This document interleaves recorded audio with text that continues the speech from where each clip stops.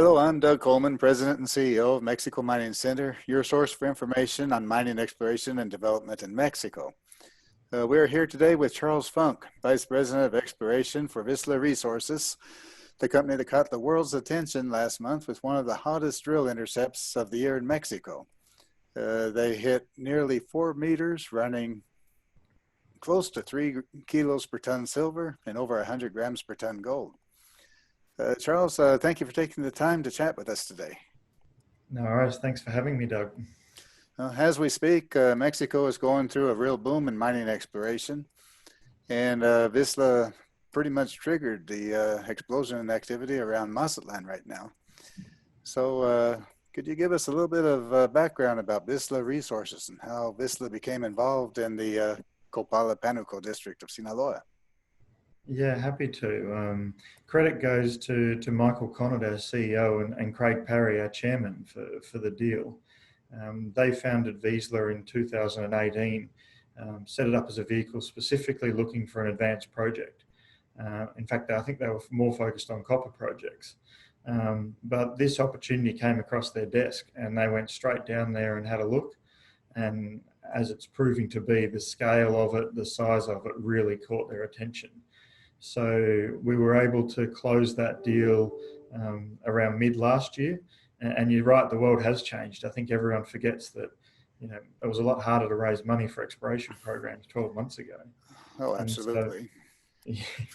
And it was a blessing and a curse in the sense that a deal like this wouldn't be possible in these markets. It was a combination of depressed silver prices. A fellow by the name of John Merco and got hold of the district and started building the relationships with the two vendors to put it together. But he needed a bit of support financially to get it across the line, and that's where the introduction to Vizsla came. And so we closed that in September, I think it was, last year to consolidate the district. Well, Vizsla is really a relatively new company. It's only been around for about a year or so, is that right?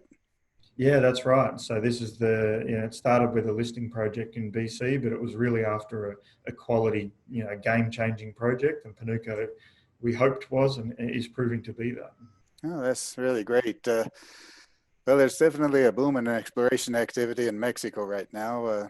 Gold hit an all-time high last week, topping over $2,070 per ounce. And silver is up as well, up around $29 an ounce last week. So, I see that there's a lot of financing coming available, and the business has been doing a very good job on getting financing for your exploration.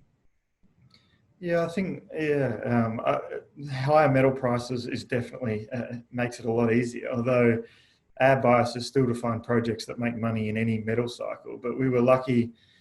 We had the good fortune in late last year of raising about $4 million without a warrant. And that was on the back of consolidating the district and what we thought it could become. And when subsequent 2 raises this year, one on the back of the fantastic results, the 6 meters at 8 kilos that we drilled. So we've now got just over $33 million in the bank.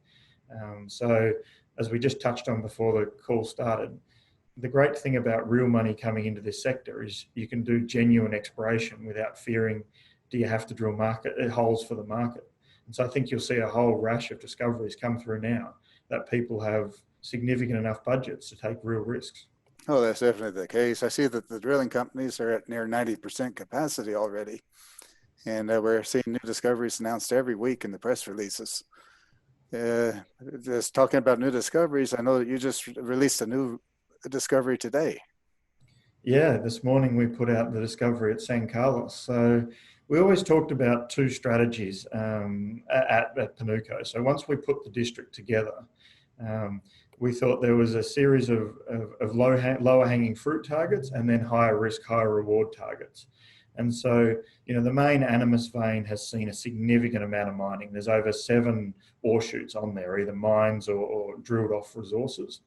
And so a lot of those had been limited by the water table and development of the undergrounds hasn't continued beyond them, but the ore shoots continued down. So we always had a plan to test those, and simultaneously we wanted to go out into the veins that have never been drilled. Only 2 of the veins have been drilled on the property. So, the Napoleon discovery last month was, a virgin discovery in a vein that had never been drilled before. And that's great because it's all there fully preserved for you. San Carlos we were fortunate enough to go and sample the underground workings. They're safe enough to enter. They go down over 5 or 6 levels. And so you could see from our sampling a chute was developing and it was open beneath the deepest levels of workings. So we drilled a few of these to the north at Animus, but now that we've got the 4 rigs, we have a lot more flexibility. We don't have to pick and choose. We can drill all these targets. And so we drilled 1.5 meters at 1240 and about 6 meters of over 400 grams silver. So we think we've got a second ore chute there. Oh, that's just excellent news. It's excellent to hear these stories. One of the things that a lot of people ask me about is what is the security situation to work in Sinaloa these days? Yeah, I think the only reason we got the project is almost an arbitrage between the reality and the perception. Sinaloa definitely went through a very tough period. And I think if these projects were in Durango, they'd be in the hands of mid-tier or majors by now. But smaller companies could get hold of these projects because of that risk perception. And, from our perspective, we did our reviews before we came in and we haven't seen any issues at all. We're possibly fortunate that, we're close to Mazatlan. So, we've got a tourist centre close by. We've got a 4-lane highway through the middle of the project. We're not out in the Wild West in the middle of the Sierra Madres. We've got a readily accessible project. So, you've always got to keep your relationships strong, but we've been very fortunate. We have no active security. We just act as good citizens and do our jobs. And so far, it's proven to be a very easy place to work. Well, yes, that's part of the beauty of working in Mexico is you have very rich deposits close to nice tourist resorts like Mazatlan. I've spent my life in deserts and jungles, and with Evrim we drilled Quale near Puerto Vallarta, and now we're near Mazatlan. So I think Resort Gold or Resort Silver might be a new exploration strategy. It's working. Well, that's a good sales point for new geologists coming into the market. Yeah, sell them that and then give them the reality. Well, so how do you see the reception for Vizsla among the local community there? Yeah, it's an interesting project because it's always, it's been in production for 500 years, a mixture of small to medium scale, but it's never had someone come in and consolidate it and look at it uniformly with a modern, with modern standards of both technical standards and safety standards. So, we've got a wide variety of people who are and can work for us because of that mining expertise that exists. It's not like you have to bring other people in to help. So we've got 2 main towns, the town of Kapala and the town of Pinnacle. And so most of our workers come from there, or even some of our local geologists come from there, which is fantastic. Our drill company is Marza Drilling, named after Mazatlan, which is 40 minutes away. So we're fortunate that we've got a good group of local people working for us. And I think they see the potential of the district because of its lack of exploration. And I think they're excited that this could become a big district, like San Dimas, that's only 80 k's up the road, for example.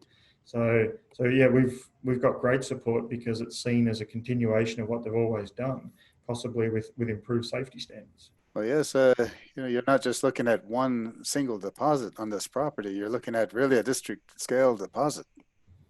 Yeah, and that was the big attraction for us. Is it's a strange project we've described to a few people. On one hand, it's an advanced project with a mill, tailings, roads, 35 k's of underground development.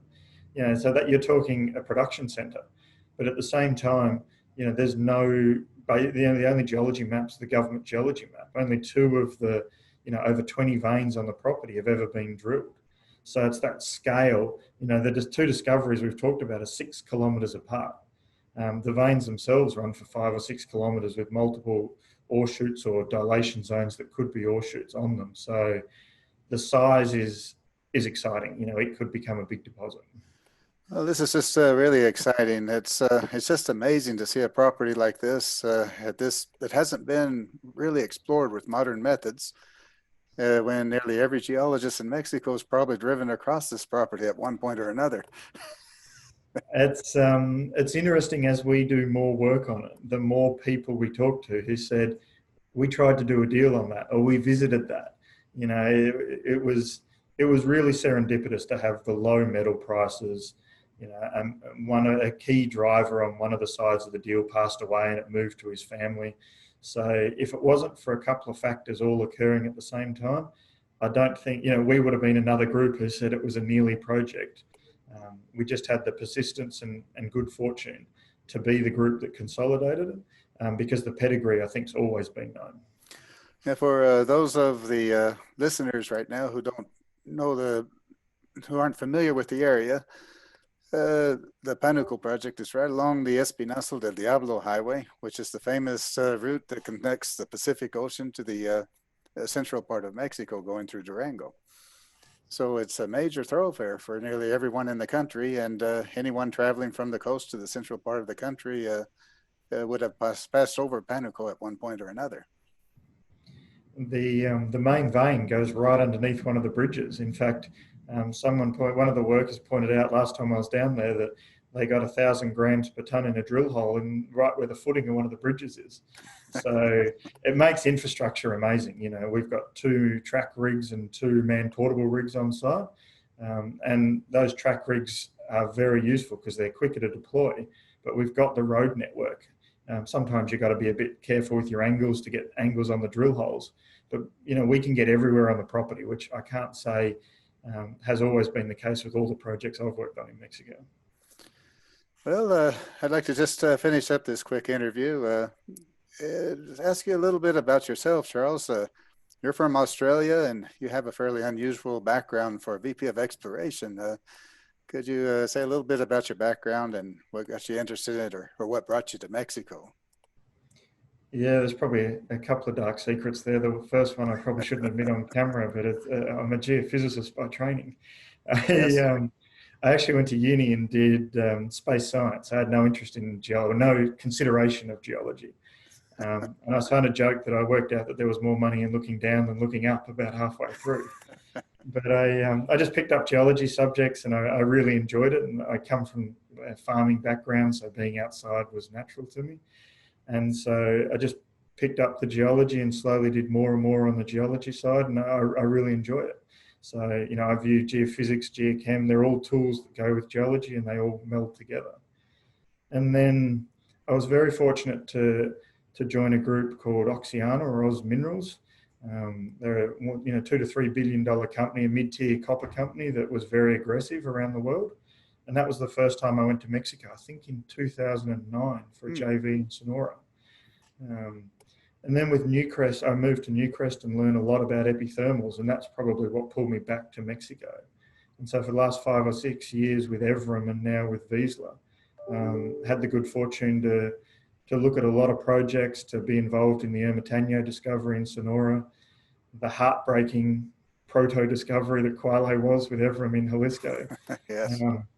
And now with Vizsla at Pinnacle. So yeah, I've been very fortunate, and Mexico's been very good to me. Well, it's great to have you on board here, Charles, and talking to you this morning, and look forward to seeing you again at the upcoming Discoveries Conference. Will be taking place in Guadalajara, November 11th through 13th. And I have a chance to see some of these hot core samples in person. Yeah, I have to bring some of that 2% silver equivalent material. Exactly. No, thank you. Thanks for having me, Doug. I think Mexico Mining News is a great service for Mexico. So I appreciate you having me on. Well, you're more than welcome, Charles. Thanks for joining us today. Take care. Thank you, Doug. Yeah.